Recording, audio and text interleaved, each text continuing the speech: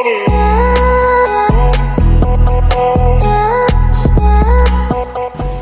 everyone, this is your host Bivechna and welcome back to another episode of Gr Unfiltered. So on today's episode we have a very special guest, Miss Regina Gurung, an average kid in high school, but now she leads companies and inspires people all around her. So let's hear her story and I hope you guys enjoy this episode. Thanks so much. Since you've been schooled in Darjeeling, if I'm right, and you've graduated from here, NP College, and you've done your, I think, what is it? What course? It's called postgrads diploma. Postgrads. Okay, so you've done your postgrads from IIJNM. Sorry, I'm so sorry. No. And so what is the difference in the education that is being imparted that you see? Oh, definitely. Like a lot. I think, this goes back to the first question you asked me, right? Like when we are in school, you are taught in a very traditional and a very orthodox way. Systematic. And you have to, it's more than your brains. It's more about, your retaining capability. And it's more about, how much information can you retain and spill on paper. But when in IIJNM, we didn't have textbooks, Newspapers were textbooks. That's really cool. Yeah, we had to read like 7 newspapers a day. And after lunchtime, we always had a quiz, to check if we had read the newspaper every day. And then you also had hands-on, experience. Nobody came and said okay, you know what, this is what journalism means. You had to discover it yourself. You will go, it was IIJNM is about 30 kilometers, I think, from Bangalore.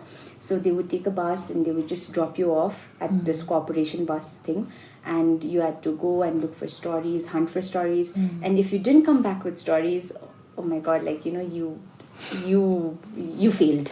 Okay. So that was our thing. Okay. It was not about studying and writing. No. It was hands-on experience, and it nurtured you, that experience, because at that time I remember that I didn't know Kannada, and we had to go to one. So I was reporting a story on farmer suicide. What happens to the wives of those farmers who had committed suicide? Karnataka had one of the highest farmer suicide rates back then. And I didn't know Kannada. So earlier how I communicated was through drawings. You just develop those sense, you just try to communicate with them. And I remember my classmates being so surprised that I came back with the story, because I was somebody who didn't know the language. So, but that didn't work against me. And I also had to, hitchhike and ask for a lift on random trucks to get where I wanted to get. Very adventurous. Very and it was amazing. It was something that I never thought that I'd do, but I did. That's really amazing. You inspire me a lot. Please, inspired. Yes, you are if I may say, 20 years old. I am. I am. So at 20, I swear I was not even half the person that you are. When I'm seeing. I'll take it as a compliment. No, 100%. I think by the time you're my age, you're gonna conquer. A lot in life. Hopefully. Definitely. Let's see. Hopefully, I'll keep you in contact. Definitely. You're going to look back to this interview 10 years from now, and you're going to be like, she said that. Okay. Thank you so much. And were your parents supportive? Because most of the time parents are not supportive of. In my case, my parents were not supportive of me going out because they thought I was not mature enough. So were your parents supportive enough? There's a big yes and no. But I think, because they saw that I really wanted to do what I wanted to do, they finally succumbed to it. I had a lot of tantrums thrown also. I should have done that, but it's fine. No, it's okay. It's fine. You just take a step at a time. And, where I work, it's not about, you're going to say that I'm going to do this, I'm going to do. You first do it a little. You prove that, you get that thing done. And it's about the execution. It's about execution, and they're going to invest. Don't worry. Okay, thank you so much for the advice. And you call yourself a digital nomad, if I don't. Yeah, but that's right too. But I think I can be a bit digital nomad, but I think I'm more like a homebound nomad. Okay. I don't go anywhere. I just stay home. No, but still, it's nice. It's cozy at home. So, you call yourself a digital nomad. So, can you briefly explain the term to our viewers? So I can be a digital nomad, but I think I'm like more like a homebound nomad because with this kind of work, with this there's a flexibility to work from wherever I want to. So this is a bit of a shake up than the conventional, you have to go to office, you have to be on field kind of a work. The whole idea of digital nomad is you have a laptop, a good internet, a phone, and you can get the work done and you get paid. Okay. That's a plus point. Yeah, that's a plus point. You can be like anywhere. Okay. Like I can do this job wherever I go, and there's a lot of potential into this. I don't know if we can cover that. That's a lengthy topic, but yeah, it's a really good thing for anybody who does not want to conform to, say, like a place or a 9 to 5 or things like that. So yeah. So I think we've come to the end of our interview. So before the last question, before the ending, I'd like to ask one last question. Is any advice you'd like to give to our youths who are still stuck in that maze of this education system that India has, and would you like to advise something to them? I feel you guys are actually you guys can create careers that are not even invented yet. It's just that nobody thought that social marketing manager was real or even existed. So if you don't know what you're going to do in life, don't panic. Like take it slow and just be very mindful and observe, and most importantly, I think don't lose actual human connection. With the current scenarios that we have, that we are also stuck on our phones and we're always bending down working or looking, but I think whenever you network and meet real people, you come to know the real challenges. You come to know where exactly can your expertise be born out of. So I think you keep the human factor contact, and human contact enough. Like just don't be on Tinder, go and socialize. Sure. Okay, we'll take that advice from you. Thank you so much. Ask about Rotary. Okay. Okay.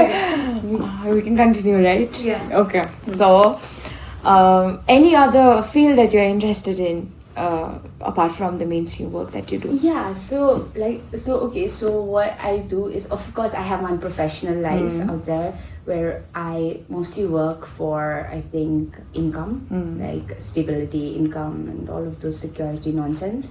Then I have, a freelancing thing, which I do it out of hobbies or passion, or, I take in projects that come to me and I like it. I reciprocate that and do the same. That also becomes a passive income.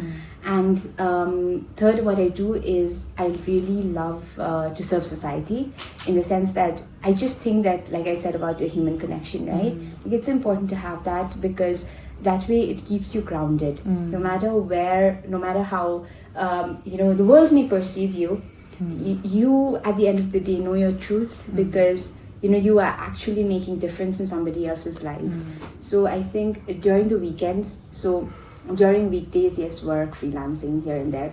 But during the weekends, I give my time to Rotary. So I'm currently the Rotary president, and Rotary Himalayas is the club. And we meet every Saturdays. I have a meeting at 5 p.m. now. So you're busy. I just like to keep myself occupied, and we are this group of people trying to make actual change, for the society. Not in terms of just like money or how much we earn or how much we give back, but more in just building that human connection. Like recently there was this school in Rangbhang, okay, and that school was established in 1972, and it's a really good school with an excellent curriculum, but and there are about 400 students, but they don't have a toilet in the school. Okay, so the girls used to go to the neighbors, and then the boys just had to rely on the bushes. Okay. So the jungle. Yeah. Okay. So we saw that and we thought, okay, why don't we build a toilet there? Nice. And we did a lot of things. We did a fundraising. And just now we completed making that toilet. So I feel like you don't always have to work for a career or money or whatever. You have to work for happiness. I mean, that's not a big thing for now, because even I think I'm 30. Don't put that out. Okay, so just happiness won't mean much because we are just hustling. We are chasing our dreams. We are trying to prove something to people, right? But if I think when we have old mentors in Rotary. We call them fossils, old uncles. Fossils. Yeah, we call them fossils. Okay. But then they are, I think they are 60s, 70s, and they really guide us. And I think we have so much to learn from their generation. I think, for example, timings. We take it so lightly. All my meetings start late, okay? And I always get but I get where that's coming from, So I think every generation has some kind of takeaways. I learned from you guys, Gen Zs. Gen Zs as in you guys are a people of action. Okay, you guys don't have, just an example, long time back, me and my friend and my boyfriend, we talked about having a talk show like this, with older generation. But you're like, yeah, good idea. No execution. Backseat. But now you guys are really doing it. Thanks so you so guys much. are a people of action, Gen Zs. And I think the generation older to us are people who have so much values, respect, integrity. That is something I feel like us the millennials, we don't have. We don't look at, even if Elvis Presley I think was among us right now, we would not be respecting him as Elvis Presley. But it's just that in that generation, when some those that kind of respect and that kind of I think that value that is so, I don't know, intact with them, it really teaches us something. So I think there's a takeaway from each and every generation. There are pros and cons to it, of course. But I'm not belittling my generation. Please don't backlash at me. Okay. But I just think that there's so much to learn. And that's why I said that it's so important to go and connect with different people. So if Elvis Presley was here, then we'd probably be chilling with him right now. We'd be cool about it, right? Yeah, and not even, and he'd just be talking about, I got this mean comment on social media for my song.